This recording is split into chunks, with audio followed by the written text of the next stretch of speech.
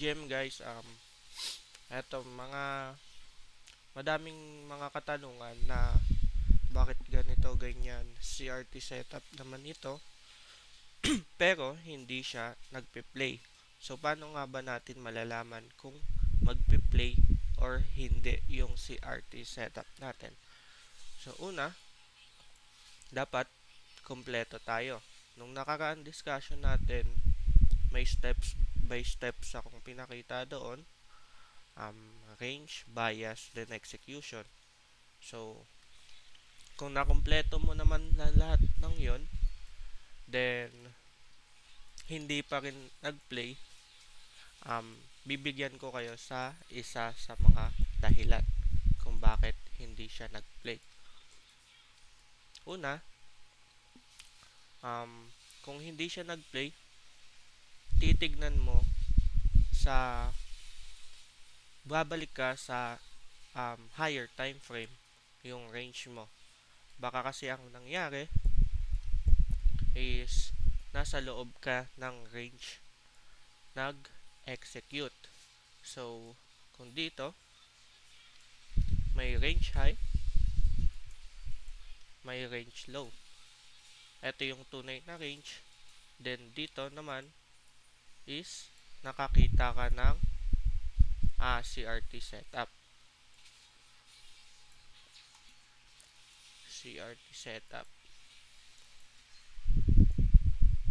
Yan. So dito. Weak top dito sa range high ng napili mo. Then eto pala yung tunay na range. Nasa loob pa pala siya ng range talaga. Ang mangyayari dyan,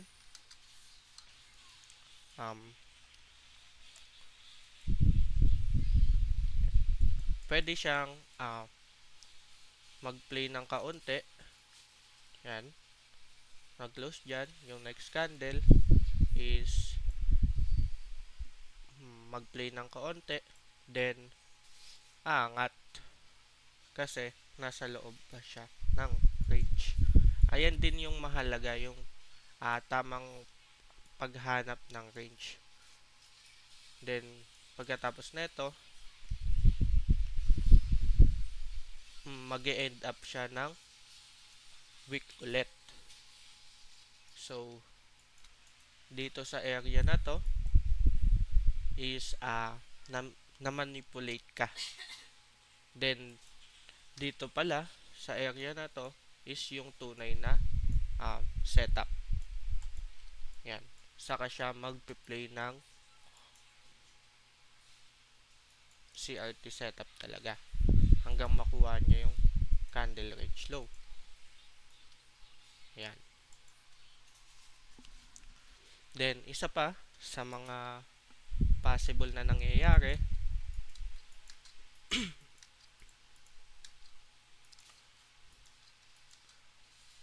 is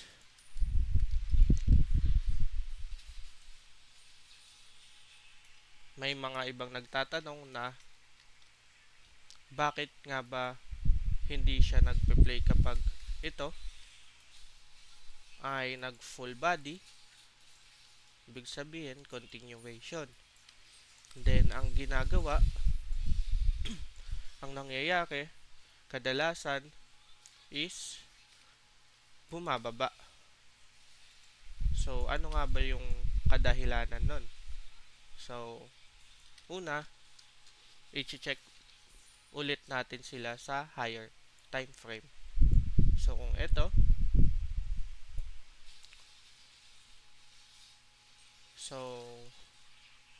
nag full body tapos biglang drop imbis na pa-continue kasi ayan ang rules, continuation. Yan.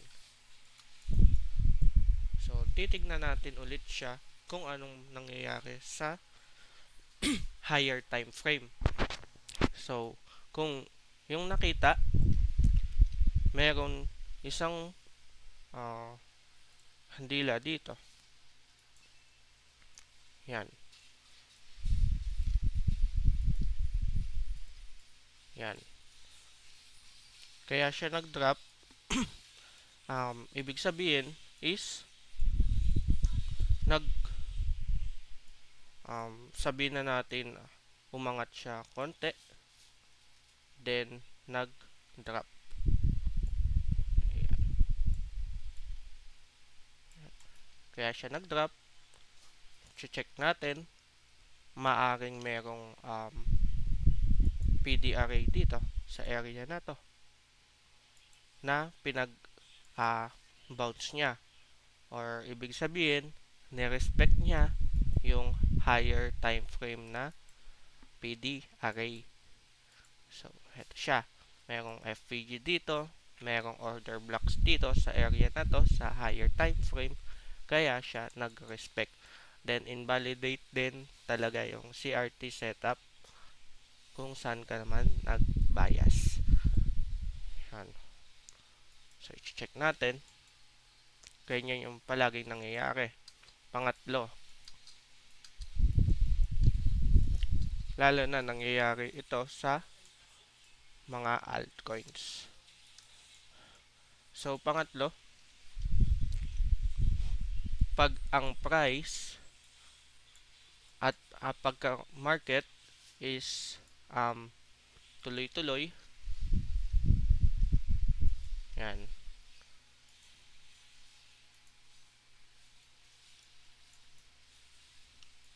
then tuloy-tuloy,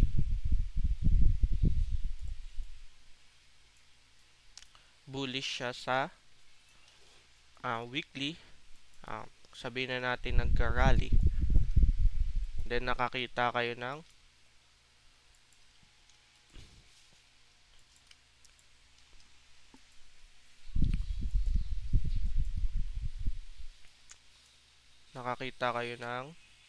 bearish close o kaya reversal.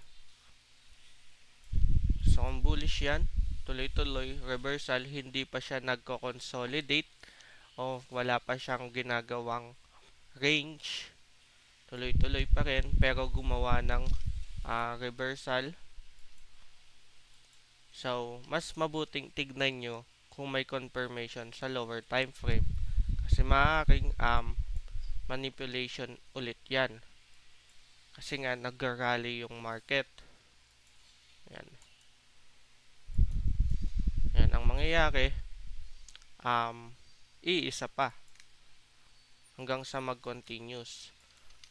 Saka tignan nyo ulit kung sa 4 hours, kung sa 4 hours kayo tumitingin ng setup, check nyo palagi din yung 1 day.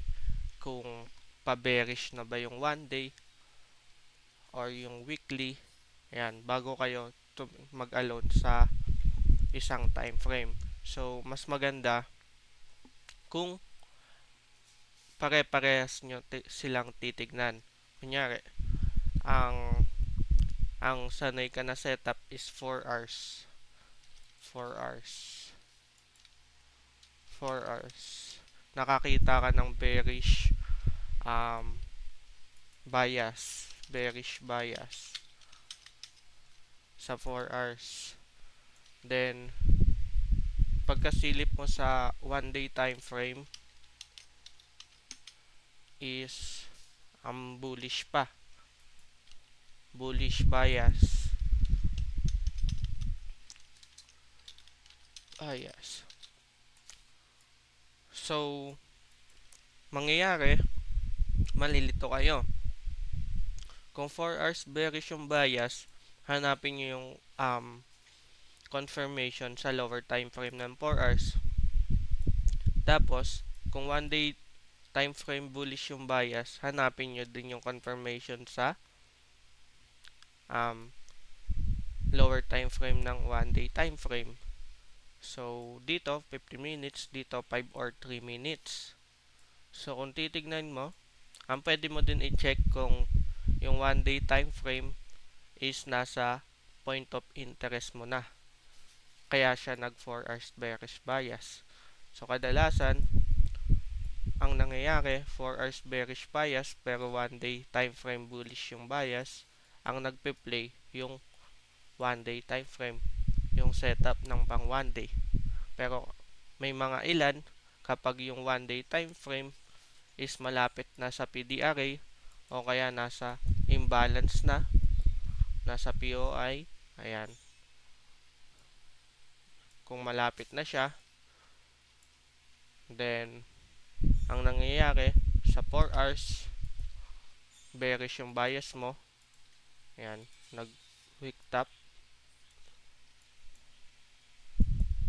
ayan, nag weak top, then sa one day bullish pa rin, mas mauuna yung si 4 hours. Kasi kapag yung one day nasa PDRA mo na, nasa point of interest mo na, then yung one day time frame is naka-structure pa rin siya as bullish. Pero yung 4 hours nag-structure na ng bearish, nag-close na. Make sure na nag-close na yung structure ng 4 hours candle na yan. Then nag-bearish bias na, nag-reversal pattern na. Ang hanapin mo na lang is yung setup ng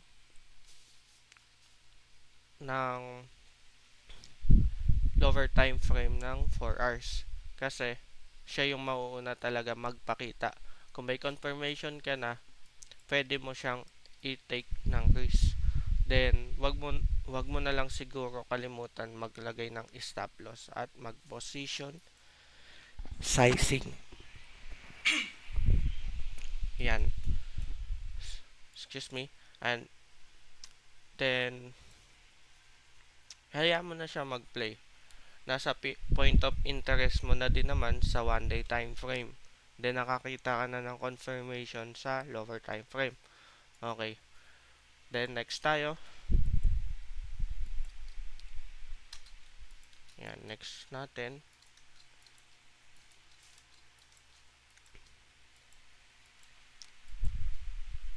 Yan. Bakit nga ba mahalaga ang pagpili ng range, no? So, kadalasan kasi nakakita tayo ng continuation pattern or reversal pattern pero hindi siya nag-replay. Ibig sabihin, mali yung range na kinuha na natin, no? So, kung ikaw, kumuha ka lang dito, sa katabi niya, yan, ito yung pinili mo,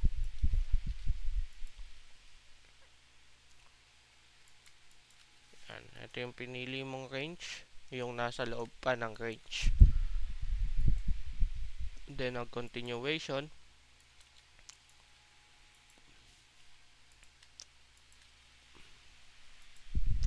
yan,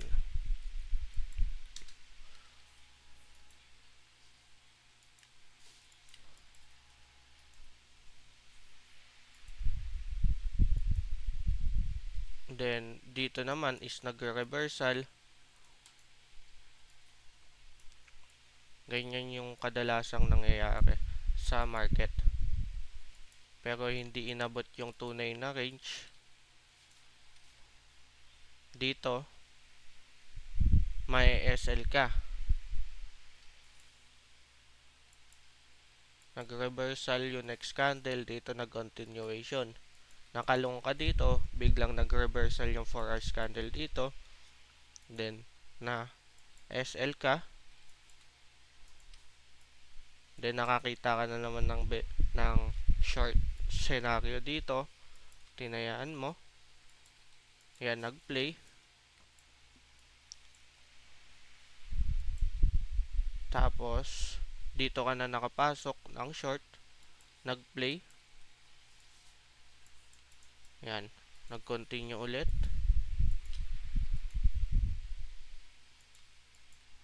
Then, ang nangyari,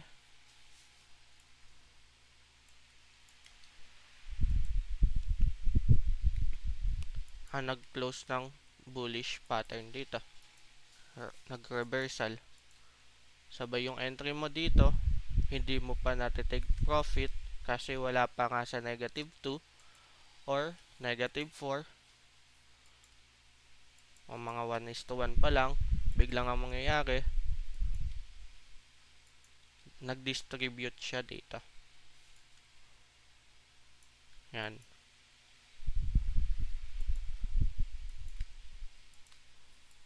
Biglang rally.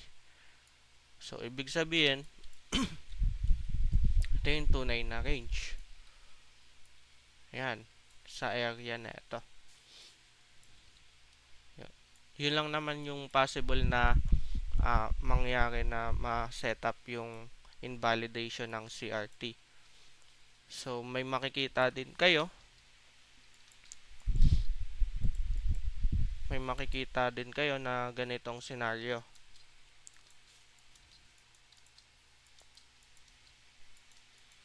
Kadalasan, kapag sanay na tayo maghanap ng CRT setup, ang ginagawa natin is na-imagine na kagad natin kung ano yung mangyayari. Or, ipipilit natin, dun tayo nagkakamali. No? Antayin natin siya. Ang pinaka-importante talaga din is yung bias. Antayin natin siya mag-close or malapit na mag-close. Kasi, dito, ang ginagawa natin, opening pa lang ng candle, is ina-anticipate na kagad natin na ganito siya magko-close. Yan. Ganito siya magko-close. Which is, kaka-open pa lang ng candle, pero ganito na kagad yung nakita mo. Must wait kung magko-close ba talaga ng ganyan o hindi. Pero kung malapit na siya mag-close, nakakita ka na kagad ng confirmation sa lower time frame, good to risk na siya. So, ang invalidation lang naman, 'di ba? Sinabi ko sa inyo na palaging yung kanto yung invalidation ng setup. Ayan. So, may iba-iba naman na trader is talaga nire-risk nila. Ayan, nire-risk nila yung setup. Tinatayaan na kagad nila. Once na ang nakikita pa lang nila is open high. Yan. Nag-open. Mag-short na kagad sila. Mag-short na kagad sila with anticipation na magiging ganito yung ending ng market, ng candle. Ayan, magiging reversal. So, ang gagawin nila, much better yan naman, magpe-play yan, pwede din naman mag-play yan. So, ang nagpapalakas ng play na yan if may PDRA sa higher time frame. Nyar, dito. Yan. Yung nag-open yung next candle, then tumama sa sabihin na nating order blocks or imbalance. Yan. Then kaka-open lang, ang ginagawa nila is once na nakakita sila ng order blocks na ginawa, na bearish order blocks na ginawa sa lower time frame, ang gagawin nila is e-entryhan na kagad nila. Yan. Then dito. Then with anticipation na gagawa siya ng wick top. Ang kadalasan din nangyayari sa market kung ganyan, sinasabi nila na magpe-play na, may confirmation na, ang ginagawa ng market is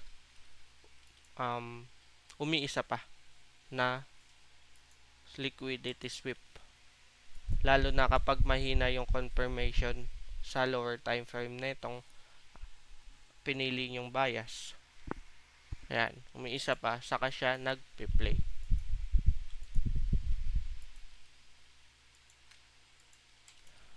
Okay? So, balikan na lang natin yung mga CRT setup and validation na diniscuss ko ngayon.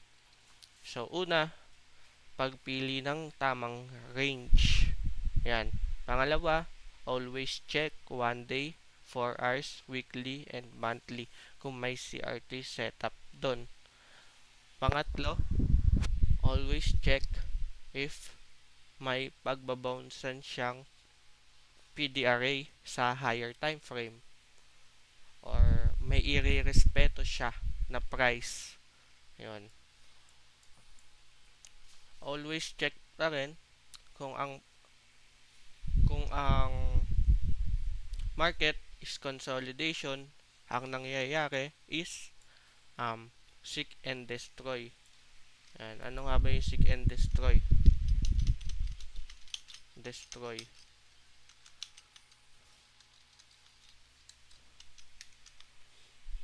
Nangyayari yung seek and destroy kapag indecisive yung market.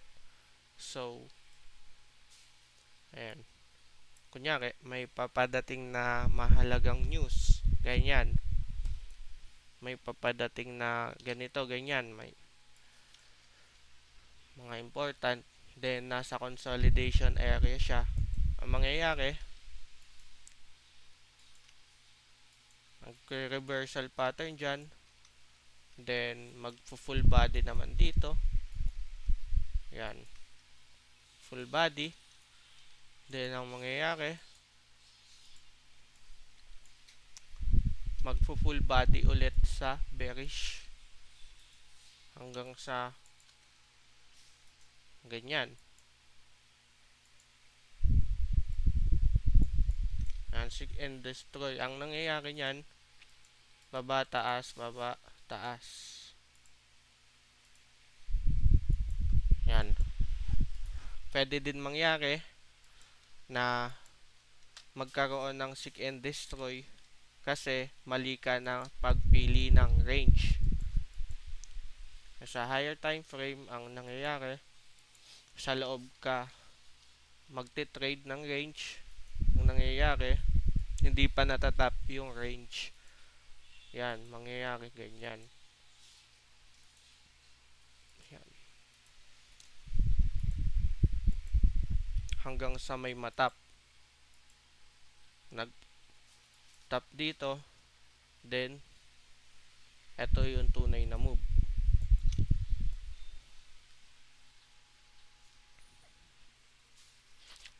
So, ayun lang naman yung mga natin, mga dapat tandaan kapag mag-CRT setup ka. Tamang pagpili sa range, tamang panigurado sa bias, and tamang pagtingin ng confirmation. Then, kapag nagamay mo na yon, pati na rin yung lower time frame na confirmation, dapat magamay mo rin yon.